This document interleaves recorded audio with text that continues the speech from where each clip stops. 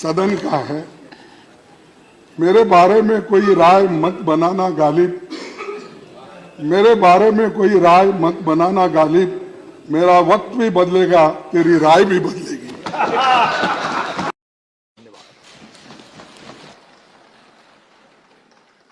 Honorable Leader of the Opposition.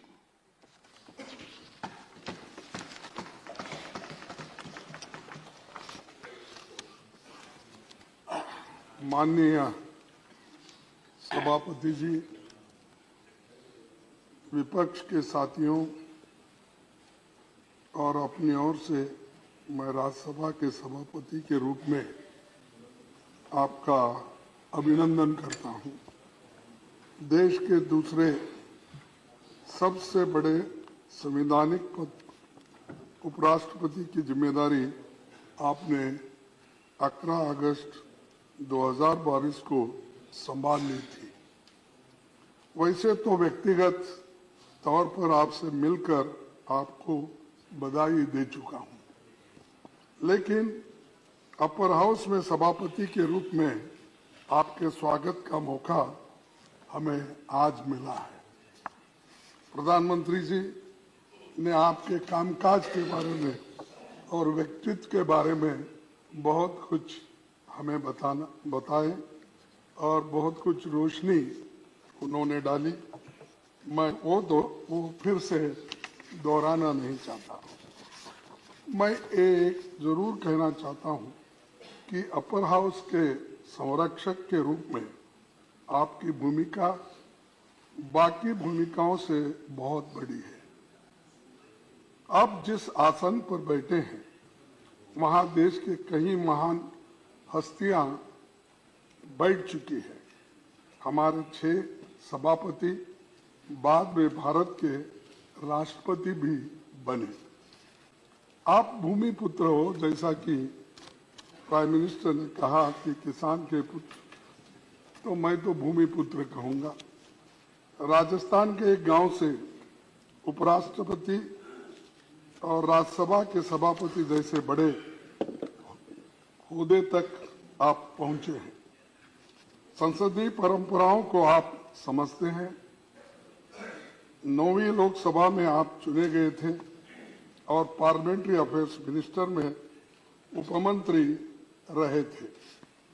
Rajasthan विधानसभा में MLA और पश्चिम बंगाल में कई सालों तक आप राज्यपाल रहे। कोऑपरेटिव मूवमेंट में और कई खेल संगठनों में आप जुड़े रहे। पढ़ने लिखने में आपकी रुचि है। आपका प्रोफाइल बहुत बड़ा है। मैंने पढ़ा, हमारे देश में संविधान सबसे ऊपर है। संसद के लोकतांत्रिक व्यवस्था का आधार स्तंभ है।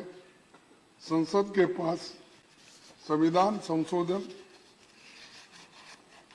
का भी अधिकार है।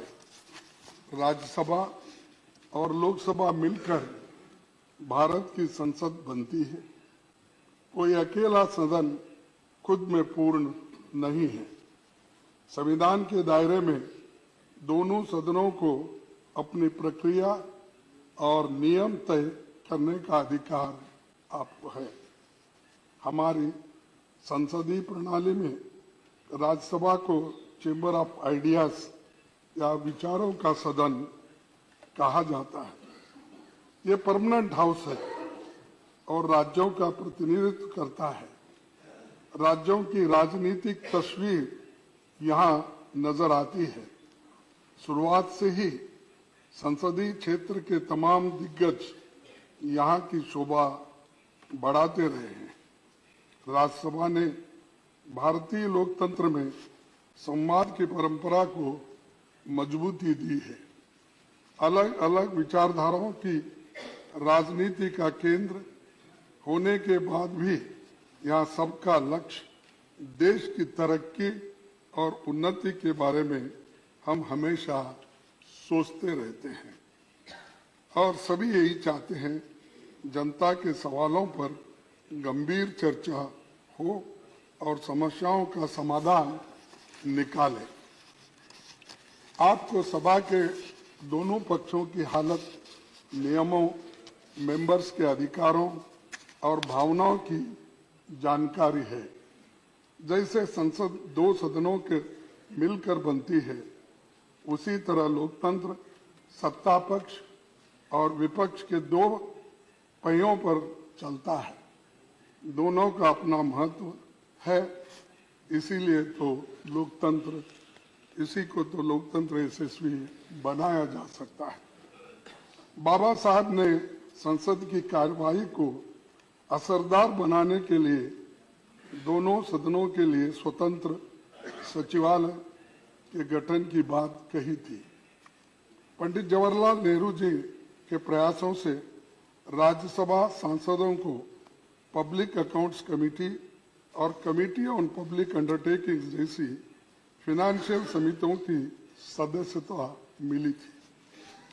पंडित जवाहरलाल नेहरू जी ने कभी राज्यसभा के अधिकार को कम नहीं होने दिया। 1953 में बजट सत्र के दौरान उन्होंने साफ कहा था कि लोकसभा और राज्यसभा मिलकर भारत की संसद बनाते हैं। हमारे संविधान के अनुसार दोनों सदनों की अथॉरिटी के बीच मनी बिल्स को छोड़कर कोई अंतर नहीं है। आज जब मैं ये बातें कह रहा हूं तो हमें बहुत कुछ बातें याद आ रही हैं। विपक्ष के लोग संख्या बल में भले ही कम हो, लेकिन आप जानते हैं कि उनके अनुभवों और तर्कों में ताकत रहती है। लेकिन समस्या ये है कि इनकी जगह नंबरों की गिनती होती है, ना कि विचारों के बारे में सोचा जाता है।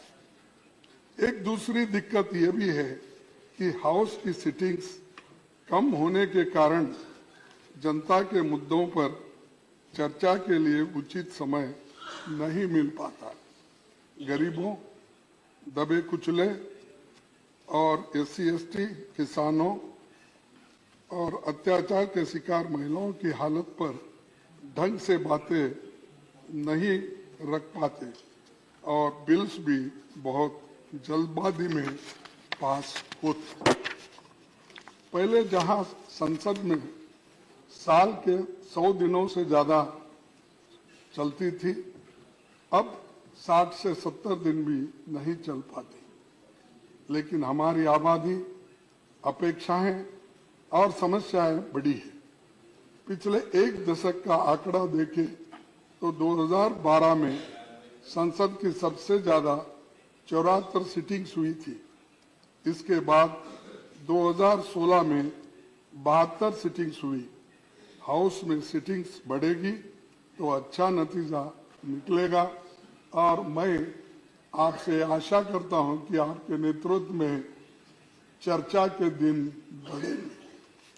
सभापति जी, आप तो कानून के जानकार हैं।